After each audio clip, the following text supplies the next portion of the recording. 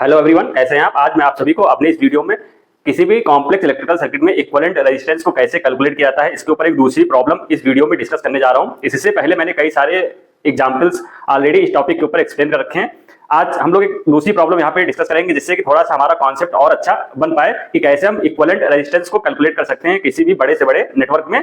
अपने बेसिक्स जो हमने बेसिक्स सीखा है सीरीज, पैरेलल या फिर स्टार डेल्टा कनेक्शन का यूज करके छोटे छोटे जो सर्किट सॉल्व किया है, उन छोटे छोटे सर्किट्स को अगर हम लोग सॉल्व करना सीख गए हैं तो हम लोग इस वीडियो में देखेंगे कैसे उन छोटे छोटे कॉन्सेप्ट को अप्लाई करके हम लोग बड़े बड़े सर्किट को आसानी से सॉल्व कर सकते हैं। इस चीज को एक्सप्लेन करने के लिए मैंने यहाँ पे एक एग्जांपल ले रखा है। ये आपको एग्जांपल दिख रहा होगा। यहाँ पे कई सारे रेजिस्टेंस हैं जो कि डिफरेंट मैनर्स में या सीरीज या पैरेलल या किसी और तरीके से कनेक्टेड है, और हमें क्या करना है कि ए और बी, ये जो नोड है ए और बी नोड के अक्रॉस इक्विवेलेंट रेजिस्टेंस पूछा गया है। तो भाई इस टाइप की प्रॉब्लम को अगर हमें सॉल्व करना है तो हमें क्या करना है, सबसे पहले आइडेंटिफाई करना है कि कहीं क्या दो या दो से अधिक रेजिस्टेंस कहीं सीरीज में या फिर पैरेलल में कनेक्टेड तो नहीं है।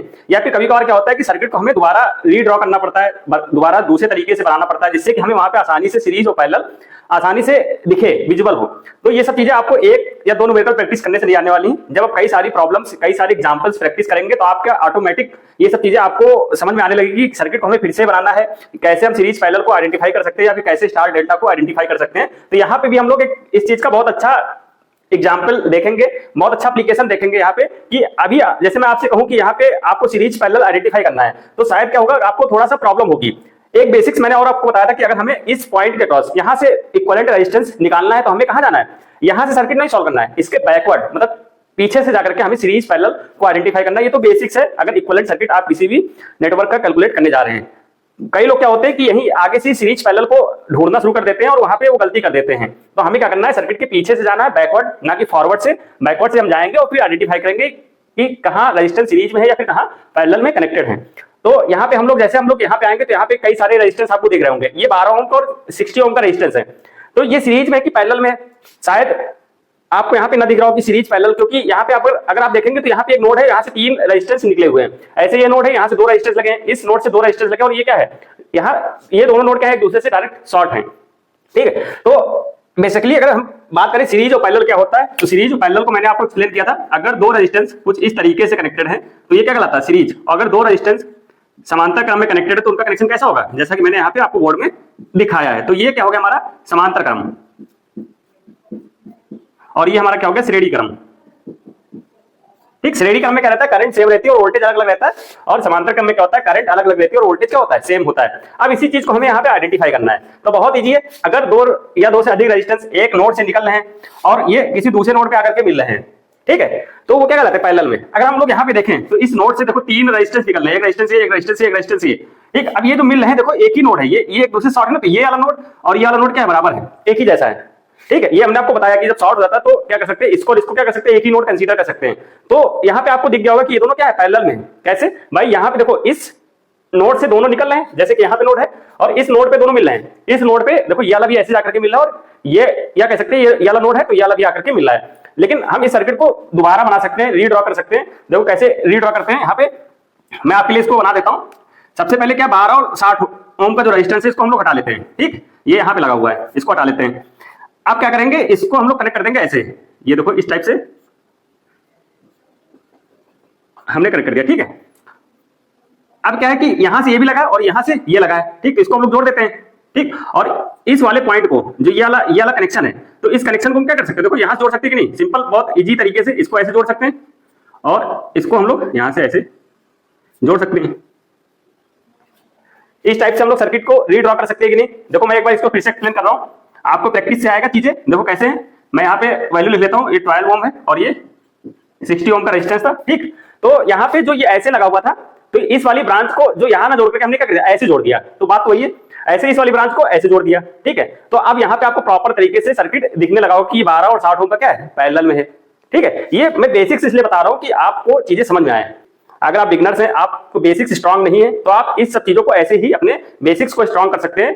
तो यहाँ पे 12 और 60 ओम क्या हो गया, पैरेलल में हो गया। अब सर्किट क्या हो गया, आपके लिए बहुत आसान हो गया। अब 12 और 60 का पैरेलल कैसे निकालेंगे भाई, इसका इक्विवेलेंट हमने फॉर्मूला बताया था, R = R1 R2 / R1 + R2। 2 समांतर क्रम में अगर रेजिस्टेंस लगे तो उनका इक्विवेलेंट इस फॉर्मूले की सहायता से हम लोग कैलकुलेट कर सकते हैं। तो ये 12 × 60 डिवाइडेड बाई 12 + 60, तो यहाँ पे हम लिख लेते हैं 12 × 60 और ये हो जाएगा 72। तो 12 कम 12, 12 छंग 72 और 6 दाम 60, तो 10 ओम आ जाएगा। ठीक है, तो इन दोनों की जगह हम एक सिंगल रेजिस्टेंस लगा सकते हैं, इसकी वैल्यू कितनी होगी 10 ओम। तो हम यहाँ पे लगा देते हैं एक सिंगल रेजिस्टेंस जिसकी वैल्यू कितनी होगी 10 ओम। 10 ओम कैसे आया, दोनों को पैरेलल सॉल्व कर लिया। अगर आप सर्किट को रीड्रॉ ना किए होते तो ये 10 ओम जब वहां दिख तो गया था कि आपको पैरेलल में है, लेकिन ये 10 ओम का कनेक्शन कैसे करते तो शायद वहां पे आपको गलती हो सकती थी कि 10 ओम का कनेक्शन कहां कैसे किया जाए, इन दो नोड के बीच में कनेक्ट किया जाए। तो सर्किट को हमने रीड्रॉ किया, सिंपलेस्ट फॉर्म में सर्किट आ गया, जैसा कि हम लोग मैक्सिमम सर्किट देखते हैं। उसके बाद हमने क्या किया, इसका इक्विवेलेंट रेजिस्टेंस निकाला। आपको जल्दीबाजी नहीं करना है, जब आप एक्सपर्ट हो जाएं, चीजें आपको समझ में आने लगे, तब आप शॉर्टकट मार सकते हैं, उसमें कोई दिक्कत नहीं। लेकिन शॉर्टकट तभी मारिए जब आप एकदम कंफर्म हो कि गलती नहीं होगी। अब जैसे हमने इसको सॉल्व किया तो ये 20 और 10 क्या हो गया, सीरीज में। देखो ऐसा कनेक्शन है ना, 20 और 10 ये क्या है, सीरीज में। सीरीज में क्या होते हैं, दोनों ऐड हो जाते हैं। तो 20 और 10 को हम ऐड कर लेंगे तो कितना हो जाएगा 30 ओम। तो इसकी जगह हम एक सिंगल रजिस्टर लगा देंगे जिसकी वैल्यू कितनी होगी 30 ओम। तो यहाँ पे हमने कर लिया इसको 30 ओम, क्योंकि 20 और 10 30। ऐसे आपने इसको सॉल्व किया। अब यहाँ पे आपको दिखेगा कि ये 3 रेजिस्टेंस हैं। देखो ये 3 रेजिस्टेंस है ना। अब कई लोग क्या करेंगे कि इन तीनों को पैरेलल ले लेंगे, समांतर क्रम। जैसे उन्होंने समांतर बिना सोचे समझे समांतर क्रम में इसको कंसीडर किया, उनका क्वेश्चन क्या हो जाएगा, गलत हो जाएगा। क्योंकि समांतर क्रम के लिए आपको देखना है कि भाई 2 या 2 से अधिक रेजिस्टेंस एक पॉइंट से निकल रहे हैं फिर वो अगले जाकर के सेम पॉइंट में मिले, इसके भी तो कोई तीसरा कुछ है नहीं।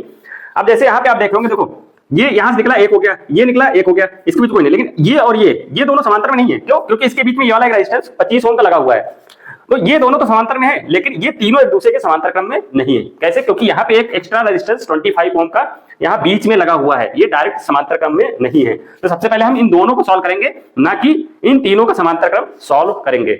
तो 30 और 30 ये दो समांतर क्रम है, तो इनकी जगह हम क्या कर सकते हैं, इक्विवेलेंट रेजिस्टेंस निकाल सकते हैं। ये मैंने आपको कई बार बताया कि अगर दो सेम रेजिस्टेंस इक्वल वैल्यू के समांतर क्रम में लगे तो उनका इक्विवेलेंट रेजिस्टेंस कितना आएगा, उसका आधा, मतलब 30 का आधा। आप इस फार्मूले से भी कैलकुलेट कर सकते हैं। तो मैं यहाँ पे डायरेक्ट लिख देता हूँ, इसका आधा कितना होगा 15। मतलब इन दोनों को हटा करके एक सिंगल रेजिस्टेंस हम लोग यहाँ पे रखेंगे जिसकी वैल्यू कितनी होगी 15 ओम। ठीक है, अब जब हम लोग इसको सॉल्व करेंगे, देखो यहाँ पे ऐसे ये जाकर के ऐसे करंट सेम है, तो ये दोनों कैसे हो गए, ये दोनों हो गए श्रेणी क्रम में, सीरीज में। ठीक है, तो 15 और 10 कितना हो जाएगा 25। तो यहाँ पे हम लोग इसको हटा लेते हैं और यहाँ पे एक सिंगल, इन दोनों के एक सिंगल रजिस्टर लगा देंगे जिसकी वैल्यू कितनी होगी 15 10 25। तो यहाँ पे 25 लिख लेंगे। 25 कैसे लिखा, क्योंकि दोनों क्या है, श्रेणी क्रम है। तो यहाँ पे एक सिंगल रजिस्टर बचेगा जिसकी वैल्यू कितनी आ जाएगी 25 ओम। अब ये 25 25 क्या है, देखो समांतर क्रम में सेम, ये तो बहुत इजी है। तो 25 25 का आधा कितना होगा 12.5, क्योंकि दो सेम रेजिस्टेंस जब समांतर क्रम में लगे होते हैं तो उनका जो इक्विवेलेंट आता है उसका आधा आता है। तो यहाँ पे इसकी जगह हम एक रेजिस्टेंस रख देंगे जिसकी वैल्यू कितनी होगी 12.5, 25 का आधा। अब ये तीनों कैसे हो गए, तीनों क्या हो गए श्रेणी में, सीरीज में, श्रेणी क्रम में। भाई करंट ऐसे चलेगी, ऐसे सेम सेम ये वाला कनेक्शन। तो श्रेणी क्रम में आर इक्विवेलेंट कैसे निकालते हैं, तीनों को ऐड कर देते हैं, 12.5 प्लस 15, तो 15 5 20, 20 10 30, ये आ जाएगा 32.5 ओम।